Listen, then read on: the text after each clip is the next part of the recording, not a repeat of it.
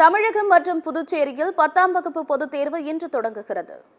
10ஆம் வகுப்பு பொதுத் தேர்வினை 12,487 பள்ளிகளை சேர்ந்த மாணவர்கள் 4,46,471 பேரும், மாணவிகள் 4,40,499 பேரும் என மொத்தம் 8,86,970 தேர்வர்களும், தனி தேர்வர்கள் 25,841 பேர் மற்றும் சிறைவாசி தேர்வர்கள் 273 பேர் என மொத்தம் 9,13,084 தேர்வர்கள் 4,113 தேர்வு மையங்களில் தேர்வு எழுதவுள்ளனர். 10ஆம் வகுப்பு பொதுத் தேர்வு அடுத்த மாதம் 14ஆம் தேதி வரை நடைபெறவுள்ளது.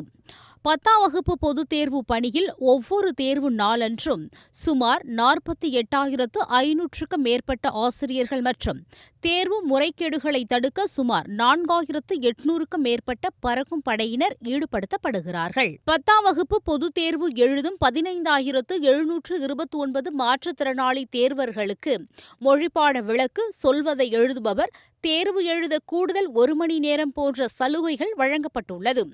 மேலும் 9498383075 9498383076 ஆகிய தேர்வு கட்டுப்பாட்டு தொடர்பு எண்களை தொடர்பு கொண்டு மாணவர்கள், தேர்வர்கள், பொதுமக்கள் தங்களது புகார்கள், கருத்துகள் மற்றும் ஐயங்களை தெரிவித்து பயன்பெறலாம் என்று அறிவிக்கப்பட்டுள்ளது.